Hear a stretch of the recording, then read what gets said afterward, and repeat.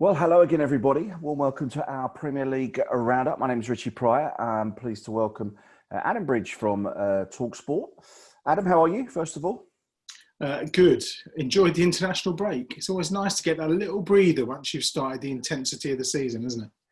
Yeah, but, international break weekends, they're not great these days, are they? It shows you how much you miss the Premier League when it's not there, isn't it?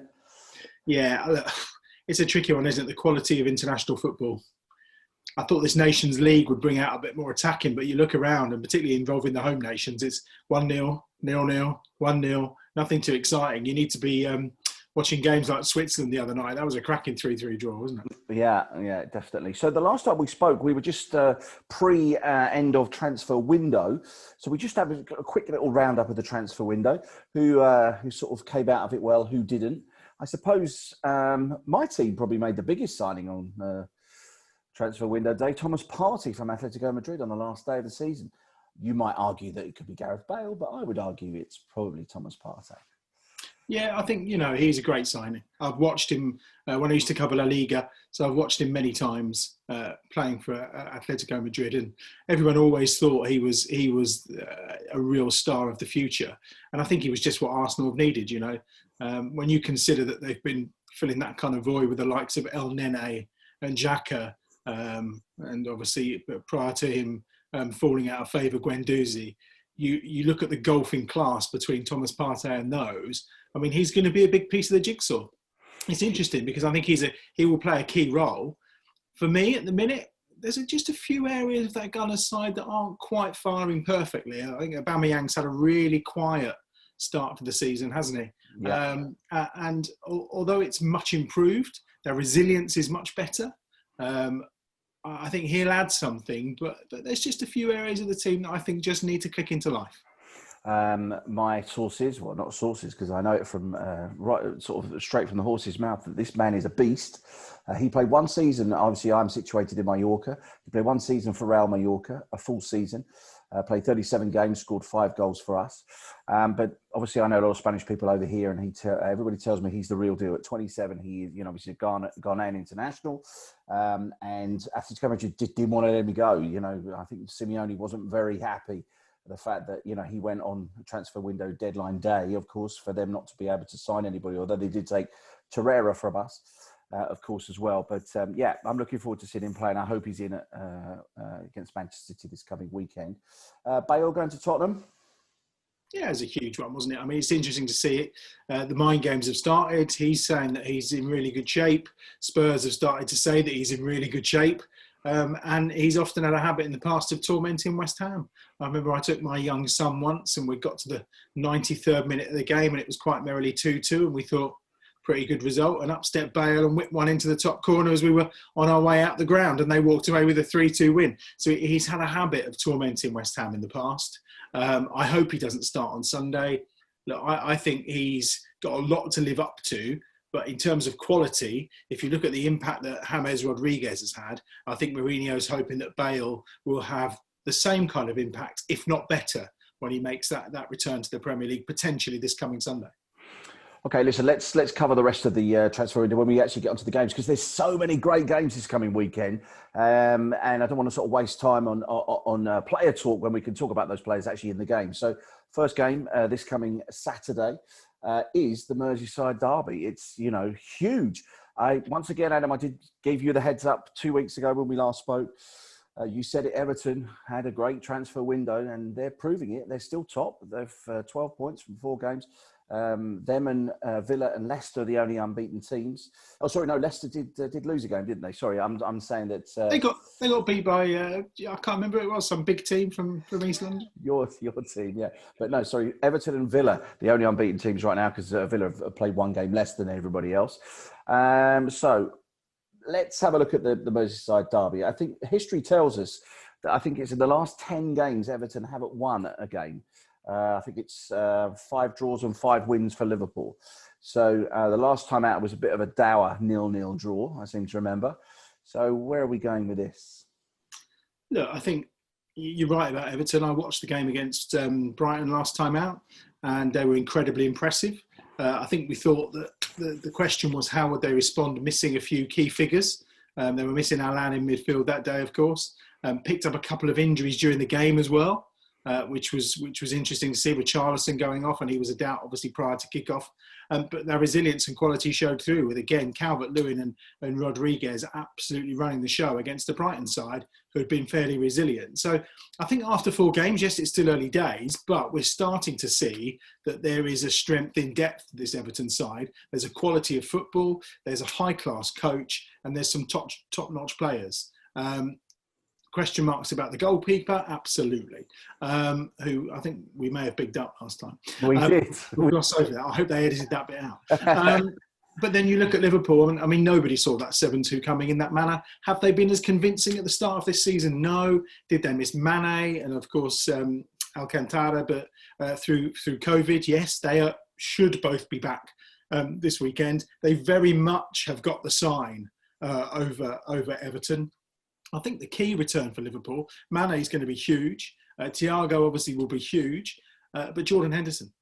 I think if you've got Jordan Henderson in that midfield against Villa, it doesn't end up 7-2 for sure. I think they lacked leadership. They lacked someone to produce that rallying cry. I think they look really lightweight in midfield.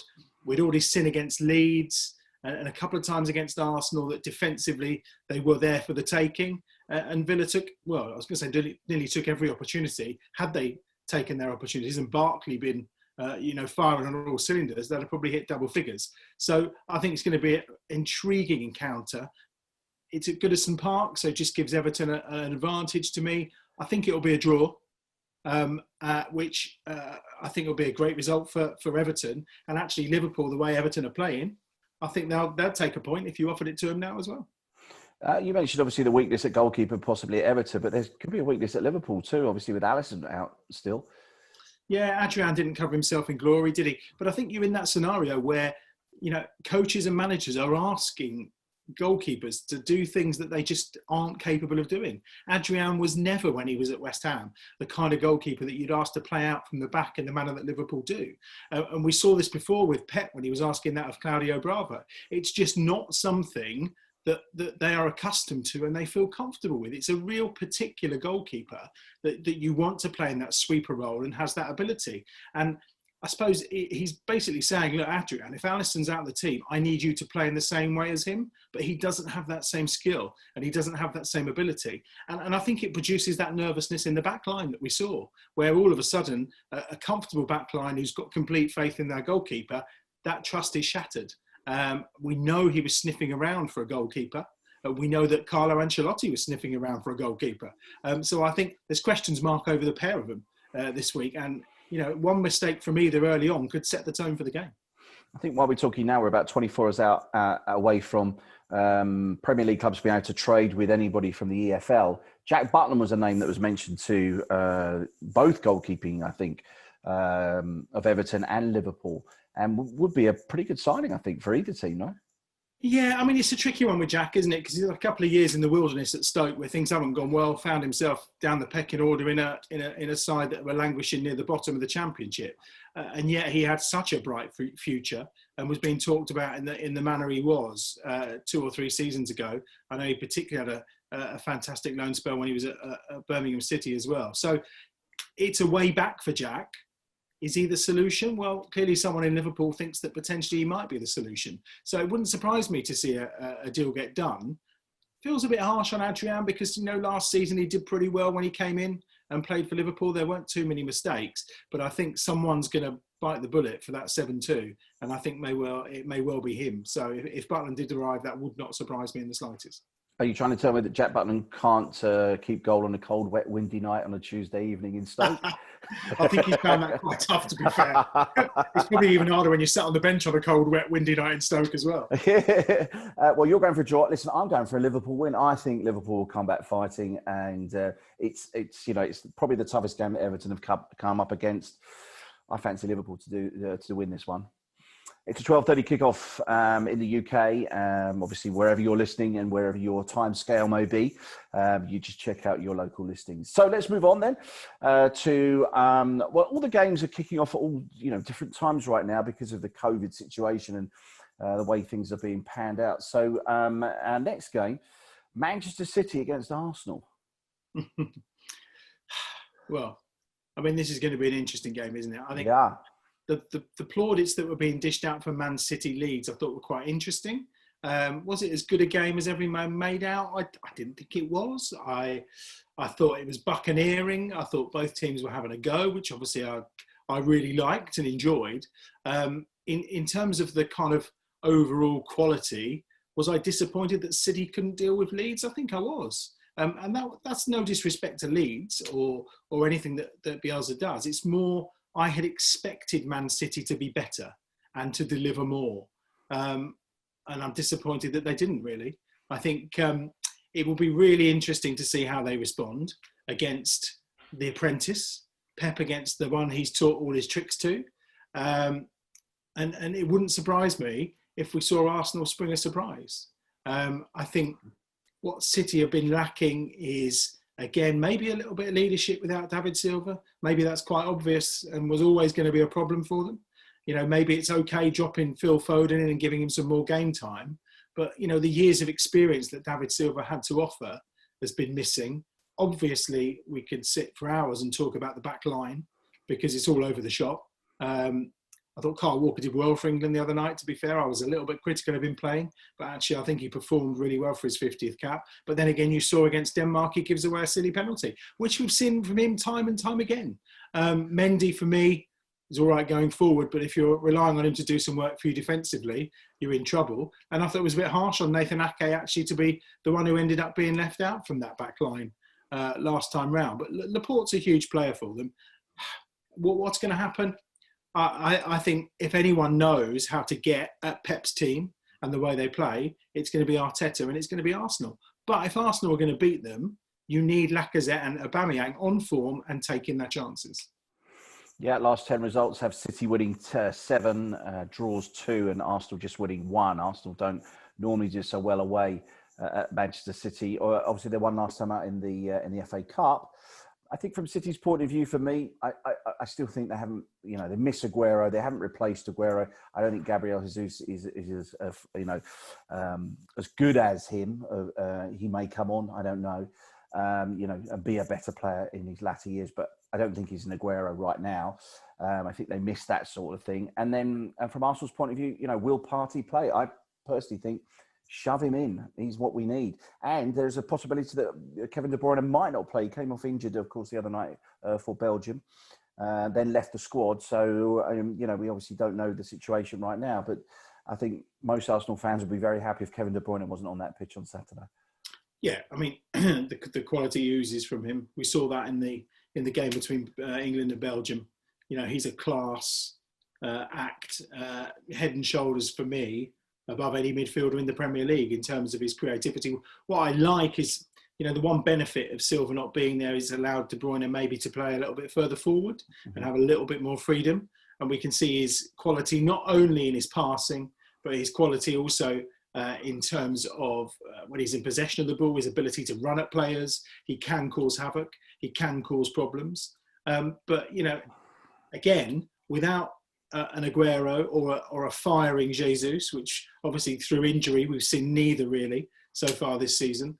It's where City struggle. They're relying on Raheem Sterling to play that front line, and he's not a striker. So when those opportunities do come, you know, you need that poacher sometimes to take advantage of them, and they haven't got that. And I mean, it'll be interesting to see. I think if Tierney's back, obviously, I know they're trying to cut short his period of self-isolation. Yeah. While he's been away, you know, COVID's playing havoc from all these internationals.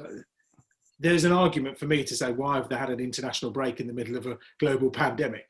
But that's for other people to worry about. But I think Arsenal can get a result. But for me, the key to it is how Aubameyang and how Lacazette play, because Lacazette certainly against Liverpool should have taken some chances. Good work by the keeper, the sign of having a really good keeper. But Aubameyang for me has been absent, and I can tell he's been absent by my Premier League fantasy points tally from him, which has so far been pretty pathetic to the point where I've got rid. So I know that he'll come good this Saturday. There's no. So I'm going to go for an Arsenal win. I think they'll win. Yeah, of course, and I'm backing my team to win as well. So, okay, that's a 5:30 kickoff in the UK. Let's move to, this could be an interesting game. It's 8 o'clock in the UK. It's Newcastle against Manchester United. Yeah, Sam Maxim has signed a contract through to 2026 today, which is a big step for Newcastle, securing talent. I'm a big fan of Steve Bruce. There's no doubt about it. I think at home, scratch the game against Brighton, he can certainly get Newcastle firing on all cylinders.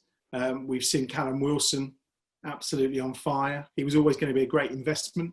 I think he's just gone a little bit stale at Bournemouth, as players can do at clubs. It's not unnatural for that to happen. It was a struggling Bournemouth side, and they kind of almost dragged him down. I think he's been excellent. I think they had a terrific window. And then you get to Manchester United, and you look and say, well, after that hammering from Spurs, and everyone can talk about the red card, and they can say, well, yeah, but what about Lamela? And maybe they should have both been sent off. But you can't escape the fact that prior to that, Tottenham were all over them like a rash. Defensively, United were all over the place. And I said it last season, and I've continued to say it this season. Luke Shaw is not a good enough left back for Manchester United. And I've always said whoever partners Harry Maguire isn't a good enough centre-half. I think we're all starting to question whether Harry Maguire is a good enough centre-half right now. We know he's got quality, but so much has gone on in the last few months for Harry, which kind of culminated in that silly red card for England. And it's all well and good standing by these players, but when they're in this bad space, sometimes they need a little bit of time out. But United don't have that luxury. They don't have the players to come in. And yet there they were on deadline day chasing after Edison Cavani and dealing with Edison Cavani and also looking around for Traore and other youngsters that eventually will join the club in January. They've not addressed the problem. They haven't dealt with the issue. And, a few weeks ago I sat here and said, let's give Gunnar Solskjaer a break. Let's give Ole a break because, it's down to the players to perform. And I almost still feel you have to give him a break because he's clearly not buying these players. They're not buying the players he thinks he needs for that squad. It yet again comes down to what Mr. Woodward thinks and what the Glazers want. And it leaves Manchester United in a position where you've got a man at the wheel who's not in control of his own destiny. That said, he does have enough talent going forward to cause teams problems. So it's a real tough conundrum for Ole. He's a striker. He knows how to attack. Defensively, his team's all over the shop. Does he come under pressure though if he loses this game? The manager of Manchester United, you're going to be under pressure. You cannot escape from a 6-1 hammering at the hands of Spurs and not be under pressure. So in the same way that Klopp's not under pressure, but there's an expectation that Liverpool will put right what happened against Aston Villa. I think there's more a question mark as to whether Man U can put right what happened against Spurs, because questions are being asked about his management, but I do feel a little bit sympathetic for him because, again, you've got Ed Woodward chasing high-profile names, high-profile signings that put shirt sales up and actually don't address the problem, which is you've got an awful defence with massive holes in it. You've got a right back who just wants to buccaneer forward and doesn't like defending. You've got Harry Maguire who, personally I think is just all over the place in his own mind at the moment. You've got Lindelof, Bailly who just aren't good enough. And then you've got Luke Shaw who doesn't work hard enough. So you can pick holes in that back line, and that back line ain't going to get you in the top four. And it's not going to get you into the Premier League title race. So therefore, the ultimate carrying the can will be Solskjaer, but is it his fault? Probably not. Could it be said that maybe they're not backing him because, they didn't back Mourinho and look what happened. A few weeks later he left. Could it be said that maybe they've decided that he's not the right man to back, so they're not going to throw a load of money at it. They're going to probably wait till Christmas, see how it goes, and if it doesn't turn around, get him out, put someone in ready for the transfer window in January. Yeah, it wouldn't surprise me. It wouldn't surprise me in the slightest. I think what people need to remember is, first and foremost, Manchester United is a business. We've seen that this week with the power grab between them and Liverpool for control of the Premier League. They are a business first and foremost. As long as the bills keep getting paid, as long as the sponsorships keep getting signed worldwide, as long as that money is rolling in from the Far East, that's the priority. And in order to do that, you need to have a reasonably successful Manchester United side. It's not enough for the fans. It's not enough for the pundits. I don't think it's enough for the manager. And therefore, he becomes a make-weight if, after a while, the pressure gets too much. Last 10 games, Newcastle won 2. This is between the two, of course. Newcastle won 2, draws 2, and Man United have won 6. So, form is there with United. Obviously, form right now is not there with United, but form in previous seasons is. What do you say? Well, I think Newcastle have the capacity to cause a surprise. They've done it in the past when Man U have gone to St James's Park. And I reckon they're going to do it again. I'm going to take Newcastle to win. I will go for a draw. I'll sit on the fence. So we move to Sunday. And the early kickoff is the battle of the teams that haven't won a game yet. 12 midday kickoff. Sheffield United, who you probably wouldn't have picked to not won a game by now. Fulham, you might well have done. But both teams played 4, lost 4. Where are we going with this, Adam? This is a difficult one to call. It is a difficult one to call. I think, we all hoped that Chris Wilder wouldn't suffer a bit of second season syndrome. I didn't think he would. I thought he'd be sharp enough. They've not had the trickiest of starts in terms of fixtures, but they just don't seem to be rocking. They've got that issue of finding goals. It was a problem last season with Billy Sharp. It was a problem with McGoldrick. They just, Rousset obviously got them goals to get them out of holes occasionally, and they relied on those overlapping fullbacks. It almost looks like people have worked out now how Sheffield United play and have found it a little bit easier to stifle them. So I think Chris Wilder will see just how good he is as a coach and as a man manager as he tries to kind of lift them out of the rut they're in. And I think the same applies to Scott Parker, really. I think we always knew they were going to struggle when you're looking at your biggest signing being someone like Anthony Knockhart and stuff like that. It's, you're not really throwing yourself at life in the Premier League, which they did last time, and obviously it bit them on the backside with the amount of money they spent. I think they'll keep showing faith with Scott Parker and say, look, this is your squad of players. You get to work, you get busy. Bit of friction last time round, obviously, when the criticism came from the owner and set an apology to the fans, which I don't think Scott really appreciated. That's not the sort of thing that he would like in terms of meddling. And I can't see them going to Sheffield United and winning. So I think they're going to stay in trouble. But I think Sheffield United will get their first points on the board. Yeah, I'd agree with you. I thought they were a bit unlucky, actually, Sheffield United against Arsenal. I thought they played pretty well at times. And, unlucky to lose in the last few minutes. So, we'll go. I'll go with you. I'll go Sheffield United as well. So, this is an interesting one.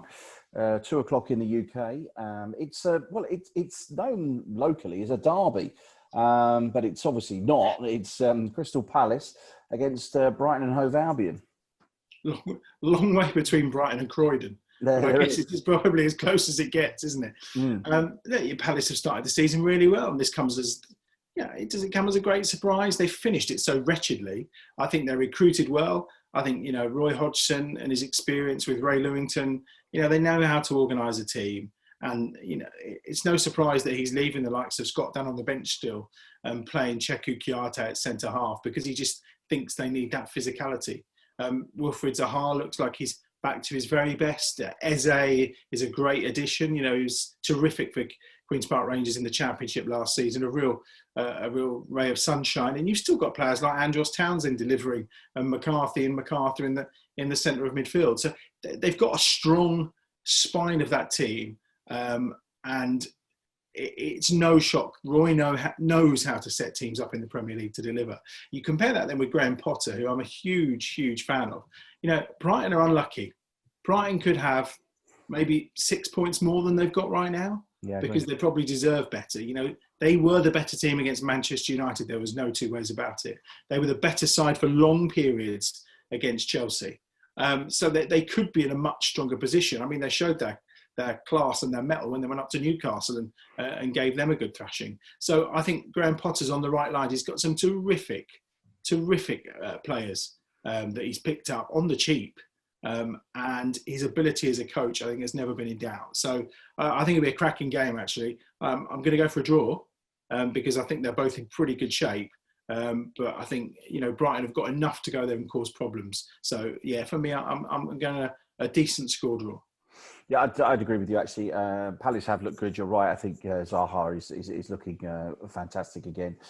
Brighton, unlucky, yes, against Manchester United. But local derby, obviously no fans in. I think that does make a big difference at Selhurst Park. Look, They make a hell of a noise. it is not a local derby. It's the length of the blooming M23. Let's stop calling it a local derby. Well, they may not like each other, but that's a different story. Draw for me as well. Let's move on then, because this is a local derby. Well, it's sort of East versus North. And we really don't like each other as well. You don't actually, you two. You don't like each other. This is Tottenham Hotspur against West Ham United. Your boys are actually doing all right, actually. You've got 1-2 on the trot, haven't you? Yeah, just keep him away from the training ground is clearly the answer. Yeah, exactly. You keep the manager in isolation and stuck behind an iPad, then you're on to a bit of a winner, it would appear. Look, what can I say?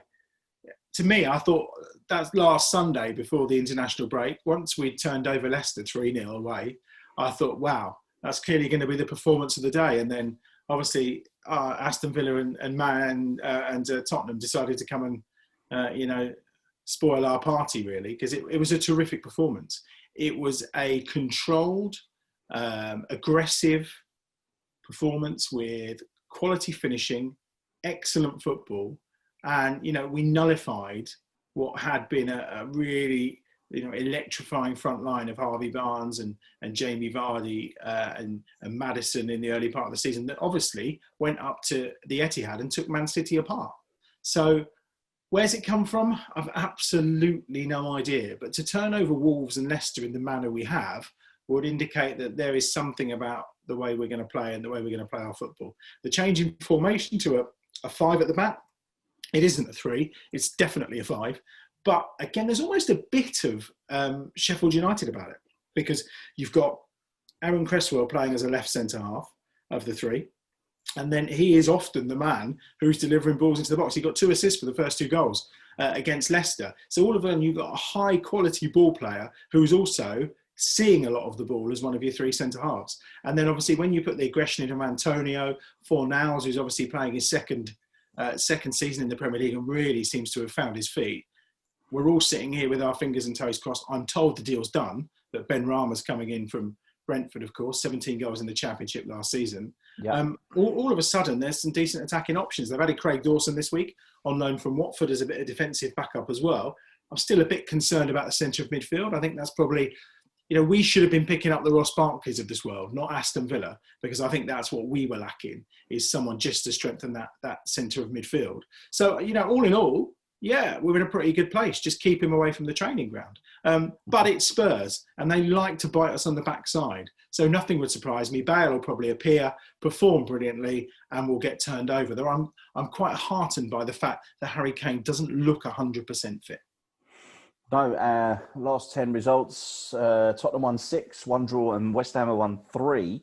Where are you going? I'll take a point now. I think Spurs will win, though.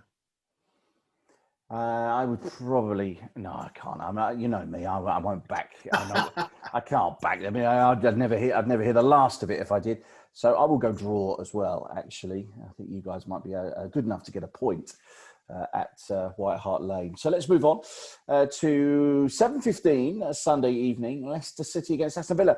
Now, you're a Midlands boy. How close is this to a derby? It's not that close, is it? No, it's Leicester and Coventry that really don't like each other. Okay. Because again, we're talking motorways again. We've done the M23. They're the opposite ends of the M69. Okay. So there's a bit of dislike between Leicester and Coventry. A few seasons ago when Villa got relegated, the beginning of the kind of turnaround was against Leicester away from home, because they were 2-0 up and ended up losing the game 3-2. And from there, the season just disintegrated into nothing. As you said earlier, we're looking at an unbeaten Premier League side in Aston Villa. People will go, yes, but they've played Fulham and Sheffield United. Doesn't matter. You can only beat what's put in front of you so far. And they've done particularly well. I think, they've recruited brilliantly. If you want to find a team with a gold star on a budget, then we're talking Aston Villa. You can look at Chelsea and Everton and go, yeah, okay, fair enough. They've spent some serious money. Villa have spent money, but they've spent money wisely. Picking up the likes of Ross Barkley on loan, terrific business. Bringing Martinez in from Arsenal, super goalkeeper, will do brilliantly well for them. And then you're just bringing in the Watkins of this world. It's great business all round from Aston Villa. And they've started really well. This is the first real test for them after, a comfortable win against Liverpool. How are they going to respond? They're all of a sudden probably there to be shot at, particularly by a Leicester side who were humiliated in their empty ground by West Ham and will want to prove a point. And we know that Brendan Rodgers, when he wants to prove a point, often can get his team proving that point. So it's going to be an interesting game. If I had to put my money anywhere, I think I'll be erring on the side of Leicester. Well, funny enough, I don't think we sort of been think about saying this 4 games, but it's actually second against third here. And Villa unbeaten, as you say, and Leicester took a bit of a pounding against your boys last time out. You went Leicester just now, did you? I did, yeah. I'll probably have to go draw again. I think I'm too much sitting on the fence here. I am chuffed for Dean Smith because he's a great guy.